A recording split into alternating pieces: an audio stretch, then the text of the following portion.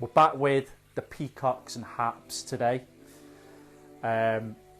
Big update on this tank. We've had quite a disaster in it. From my opinion, it's a disaster. I've been keeping these fish for 15 years, and this has never happened to me before. And when I come in from work and saw it, I was dumbfounded. I was so puzzled, and it took me such a long time to figure it out. But what I've done, I've come home from work last week, come in, I fed the fish like I usually do when I come back from work, looking in the tank, and then something's catching my eye coming out of the rocks over here. So, puzzled, I've come over, I've had a closer look, wondering what it is. Something's moving. Can't see anything, so I've jiggled the rocks about, moved them a little bit. You can probably see the rocks are in a different scape now because I've been moving everything around. And I find peacock cichlid fry. So baby fish coming out of the crevices in my rocks. So as you can imagine, with this being an all-male peacock and hap tank, that was very puzzling to me, why I had baby fish in here. And after a couple of hours of trying to figure out what it was, it clicked. So I'll explain to you what's happened. And it's something you've got to be careful of because I've been tricked. So this fish here is an Apache peacock. Now, if you go back to my older videos, this was one of the first fish in the tank. When I bought this fish, it had bright blue face, it had metallic hues along the body, it had a predominant Apache stripe going all along the top of its head and its dorsal fin. So after a couple of weeks of me adding more fish into the tank, this Apache dropped all of its colour. So its blue face went away. The Apache stripe along the top started to fade.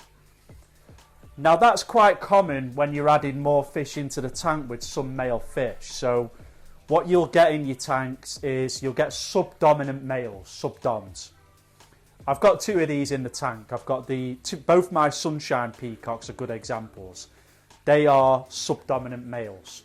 So what that means is the fish, when they don't feel as dominant, they will drop their colours so that they don't look as competitive to your bigger, more aggressive fish. So they become subdominant. So it's quite normal for a male to drop its colours sometimes. However, where I've been tricked here is this is the female fish, is the Apache. And I'll tell you why after, how I figured it out. But what can happen is when fish shops are getting these fish in, they're obviously imported from other countries.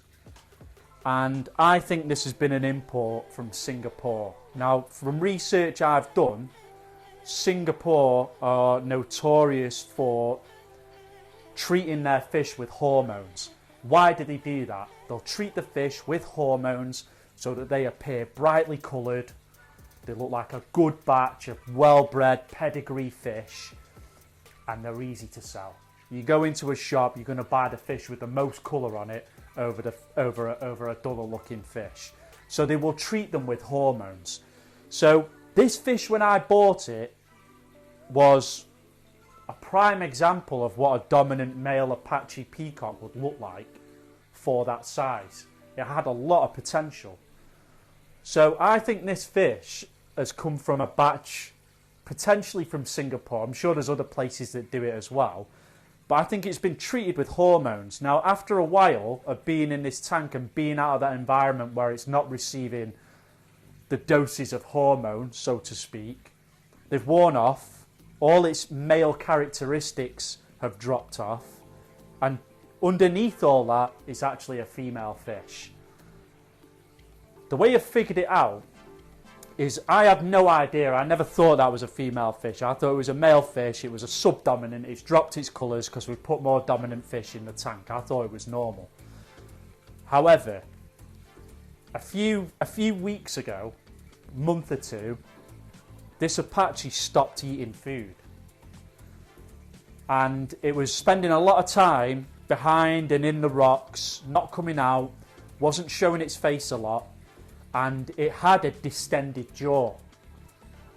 So me thinking this is male, not for 1 minute did I think that fish was holding eggs or holding fry. So peacock cichlids, African cichlids in general, are mouth brooders. So what that means is they will hold the eggs and they'll hold the fry in the mouth, which will give the jaw this distended look. That didn't click to me at first, but because I was under the impression everything in here is male. I can't get babies. I'm not having any breeding. I've not seen any breeding activity going on. But this fish stopped eating. It developed this distended jaw. I thought that this fish had been in some sort of fight with another fish. Something had been dislocated on its mouth. And I genuinely thought I was going to lose that fish. I thought it was going to die. However, a few weeks later, the fish starts coming up for food. It starts eating. The distended jaw's gone.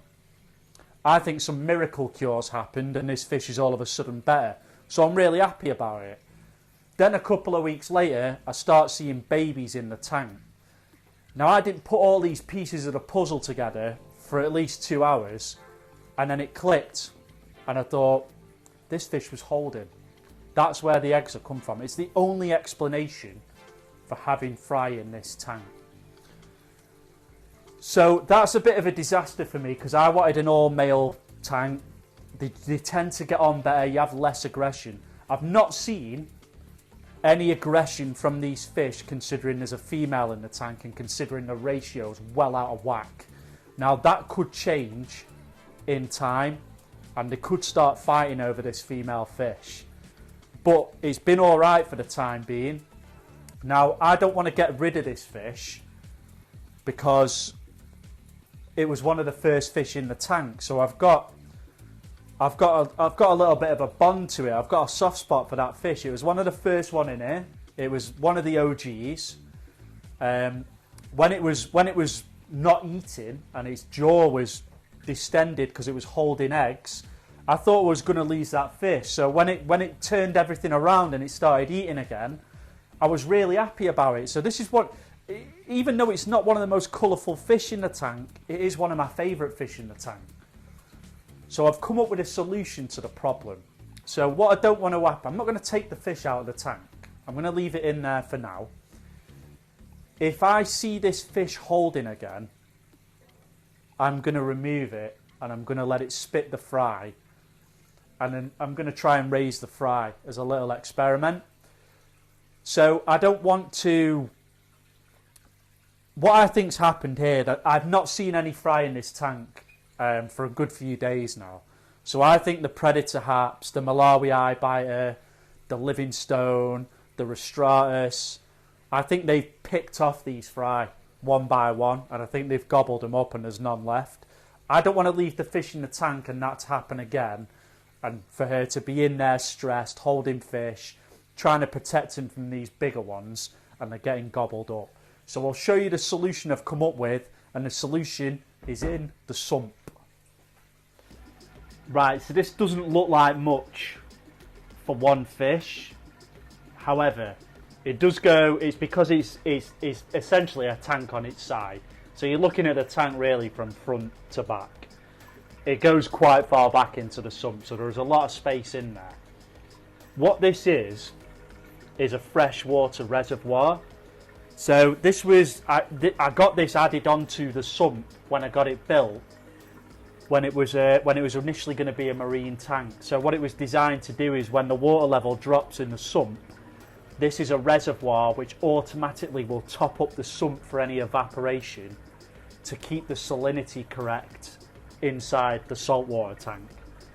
However, with us converting into a freshwater system, this section of the sump has not been being used. So what I've done is I've converted it into a little nursery and I'm cycling it now. So I've got a little in-tank filter in there. I've used a sand substrate because it's relatively good for biological filtration and your nitrifying bacteria. And then we've used some sort of reef rock as well because it's good for the pH for these fish. So what I'm going to do is when this fish starts holding again, I'll see by the distended jaw, I'll be able to identify it and know that fish is a female now. And I'm going to take her out of this tank and I'm going to put her into this one until she spits out the fry. That way the fish isn't getting stressed and then the fry isn't getting eaten. And then we can keep an eye on the fry growing in here. I mean, obviously, if we get any really nice looking ones, I'll set up another tank and then we can start raising some smaller fish and see if we can get any decent males out of it. And then, depending on how many we get, we might even donate some to local fish shops and things like that as well. But this is the solution to the problem. I don't have to get rid of my fish, which have grown attached to, and at the same time, I'm not putting any additional stress on the fish or letting baby fry get eaten up in the tank by any of the predators. So we'll see how we get on with this. Once that fish is holding again, I'll update everybody. We'll get it in this tank and see how it gets on. But it's a relatively big size. I'll show you now. I mean, if you have a really good look at it, from front to back, it's not a bad size for one fish that's holding. And then once it spits the fry out, I'll be putting it back into the display tank anyway. And then I'll just be letting the fry crack on in here.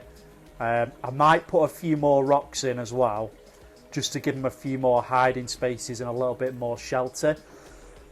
Excuse me. But that's the plan. We'll see how we get on.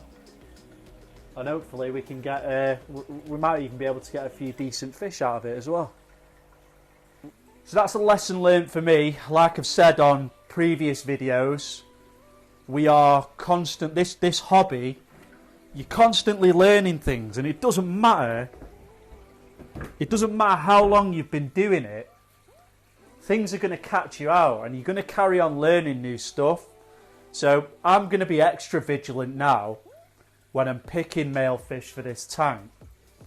And even as far as asking, fish shops where they've sourced the fish from, where they're getting the stock of African cichlids, because this was showing all the characteristics of a dominant male fish when I first bought it. I had absolutely no inkling that was going to be a female fish, and it's really, really caught me off guard and caught me by surprise. And it's caused a problem in the tank because now I could potentially have aggression issues further down the line if there's only one female in there. And I've also got I've had babies go into the tank which have been gobbled up as well. So it's a lesson learned for me. I've got a backup plan. Now I'm prepared for it. Obviously, I had no idea before. I didn't know that was going to happen. I would have been a lot more vigilant in getting this fish out and getting these babies out if they'd known what was actually going on. But it's a lesson learned. Persistence in the hobby. Persistence is key. Don't let little things get you down. Don't let it ruin it. Come up with a solution. Learn from it. But yeah, it gives us something else to look at. Makes it a little bit more exciting. A little bit more interesting. So yeah, stay tuned. Hopefully we'll get some baby fish and have some fry in the tank soon.